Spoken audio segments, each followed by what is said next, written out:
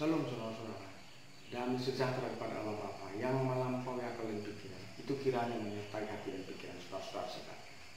Hari ini kita akan belajar firman Tuhan dalam minggu 5 setelah Trinitatis tanggal 12 Juli 2020. Diambil dari Lukas pasal 6 ayat 39 sampai 42. Saya akan bacakan bagi saudara-saudara sekalian. Yesus mengatakan pula satu perumpamaan kepada mereka. Dapatkah orang buta menuntun orang buta? Bukankah keduanya akan jatuh ke dalam lubang? Seorang murid tidak lebih daripada gurunya, tetapi barang siapa yang telah tamat pelajarannya akan sama dengan gurunya. Mengapa engkau melihat selumbar di dalam mata saudaramu, sedangkan balok di matamu sendiri tidak engkau ketahui? Bagaimana engkau dapat berkata kepada saudaramu, saudara, biarlah aku mengeluarkan selumbar yang ada di dalam matamu, padahal balok yang di dalam matamu tidak engkau lihat? Hai orang munafik, keluarkanlah dahulu balok di matamu, maka engkau akan melihat dengan jelas untuk mengeluarkan selumbar itu dari mata saudara. Saudara-saudara, dalam minggu 5 setelah Trinitatis ini tertanggal 12 Juli 2020 dalam perikop Lukas pasal 6 ayat 39 sampai 42 dengan mengambil tema cintailah pendidikan. Saudara-saudara, kita belajar tentang jangan menghakimi dari apa yang disabdakan oleh Tuhan Yesus dalam mendidik para murid-muridnya dan orang-orang banyak pada zaman. Saudara-saudara, jika kita mendengar perkataan, dapatkah orang buta menuntun orang buta? Bukankah keduanya akan jatuh ke dalam lubang? Maka perkataan itu akan sangat mudah kita cerna di dalam akal. Ya memang, kalau orang buta menuntun orang buta, bagaimana orang yang tidak melihat menuntun orang yang tidak melihat? Tentu mereka akan jatuh ke dalam lubang, karena keduanya tidak melihat. Tapi tahukah saudara bahwa kita sering melakukan ini? Buta yang dimaksud perikop ini tidak hanya harus dipahami secara lahiriah. Buta secara lahiriah itu hanya sebagai metafor, sebagai perumpamaan. Karena buta yang dibicarakan dalam perikop ini lebih kepada arah buta secara rohani.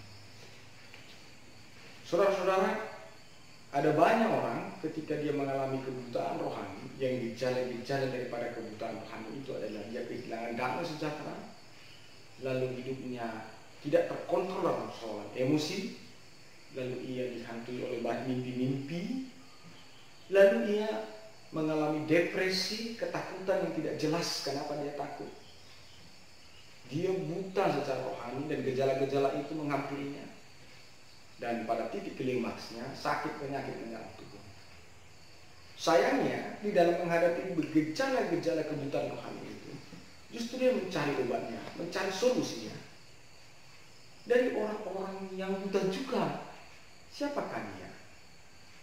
Anak-anak setan, anak-anak dunia. Saya mau tantang sama saudara. Gejala kebutaan rohani ini, jika kau bawa itu, solusinya adalah dunia ini melalui perdukunan, melalui peramalan, maka kita akan termasuk dalam apa yang dikatakan Yesus, bahwa kita mengalami kebutaan rohani, tetapi meminta pengobatan atau jalan keluar dari orang yang juga mengalami kebutaan rohani, yaitu iblis dan hamba-hambanya, melalui para dukun, melalui para arwah, melalui para jin, mantra, dan lain sebagainya. Lalu bagaimanakah dengan orang buta yang menuntun orang buta? Yesus berkata, maka keduanya akan sama-sama jatuh ke dalam lubang. Lubang yang dimaksud di dalam teks ini adalah jeratan. Dan lubang yang dimaksud dalam teks ini pada akhirnya adalah neraka itu sendiri. Karena itu saudara-saudara, jadilah cerdas. Jika saya mengalegoriskan apa yang dikatakan Yesus ini secara lebih sederhana, coba bayangkan jika saudara mau berpangkas, justru saudara pergi ke apotik. Bukankah itu satu kekonyolan dan kebodohan? Atau jika kendaraan saudara rusak, seharusnya saudara pergi ke bengkel, tapi saudara bawa kereta saudara itu ke rumah sakit. Itu adalah satu kebodohan. Nah, karena itu jadilah bijak.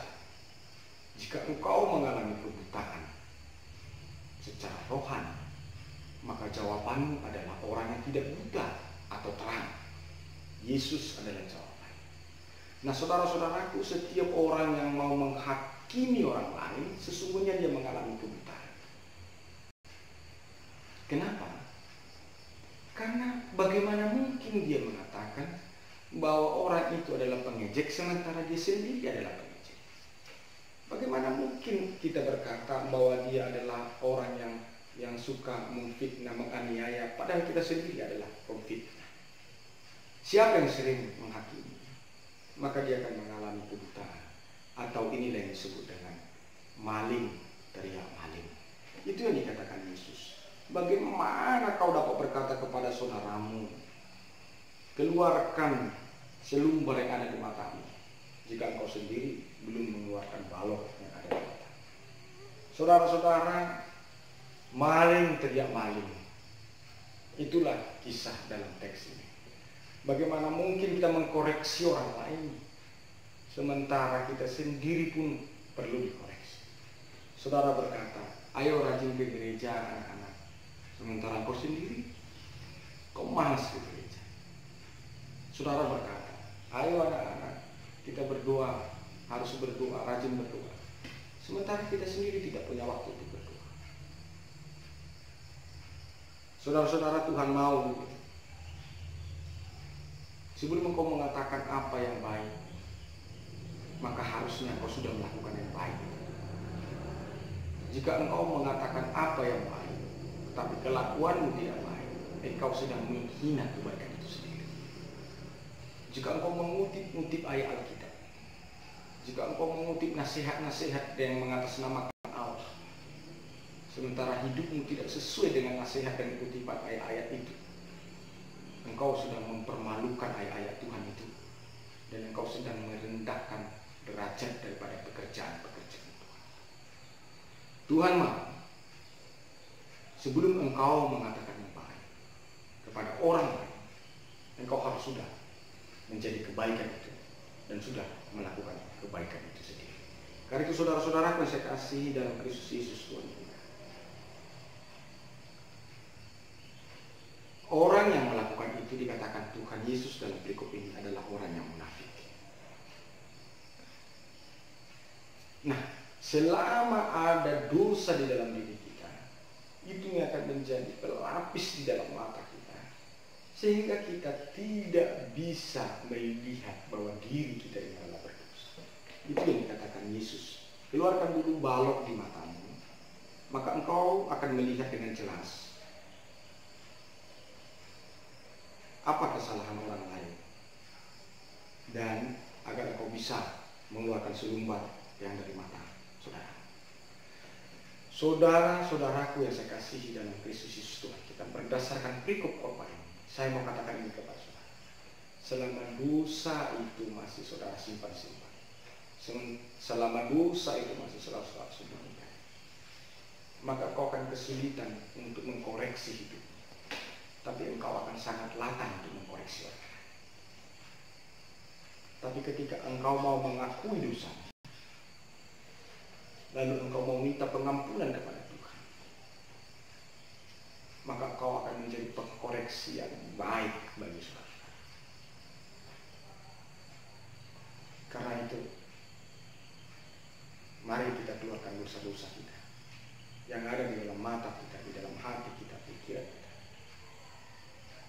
agar dosa itu tidak menghalangi mata kita untuk mengkoreksi diri kita sendiri, lalu kita boleh mengkoreksi orang lain. Karena saudara-saudara, agar bisa seperti itu sesuai dengan tema minggu kita dalam minggu 5 setelah Trinitatis tanggal 12 Juli, cintailah pendidikan. Pendidikan yang dimaksud di sini bukan edukasi secara formal, bukan itu saja yang dimaksud seperti yang di sekolah-sekolah atau di instansi-instansi lain. Tapi cintailah pendidikan. Edukasi yang lebih ditekankan di sini adalah firman Allah atau takut akan Tuhan. Saudara-saudara, apa gunanya jika intelektual saudara cerdas, tapi spiritualmu nol? Engkau akan menjadi iblis yang cerdas. Kecerdasanmu akan membunuh orang. Kecerdasanmu akan merugikan banyak orang.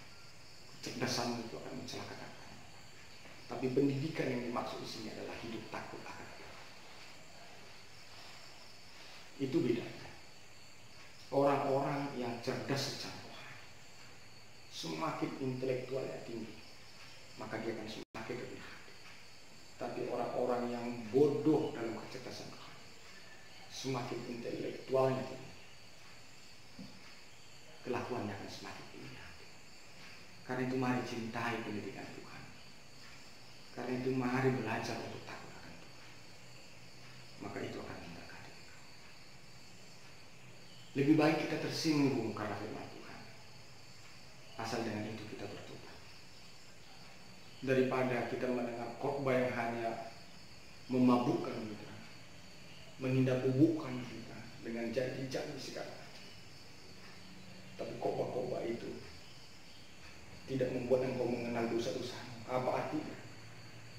Engkau merasa anak-anak Allah. Bagaimana mungkin engkau menjadi anak-anak Allah kalau engkau sendiri tidak mengenal dosamu, tidak belajar, tidak mengintrospeksi diri sendiri. Sekali lagi saya katakan, ada lebih baik engkau disinggung dengan firman Tuhan, agar melalui ketersinggungan itu engkau mengalami pertobatan, daripada orang kau mendengar ayat-ayat khotbah yang memabukkan engkau, sehingga engkau tidak punya waktu untuk mengenal kesalahanmu dan berubah. Seseorang tidak akan bisa bertobat kalau ia tidak mengenal kesalahan dan dosa. Mari masuklah ke dalam dirimu sendiri dan belajarlah dari kesalahanmu sendiri, lalu keluarlah dan keluarkan dosa. Maka Allah akan membantu jika memang harus perlu mengkoreksi atau menghakimi orang lain dari kekurangan. Terpujilah Tuhan yang telah berbicara untuk kita. Tuhan Yesus memberkati saudara.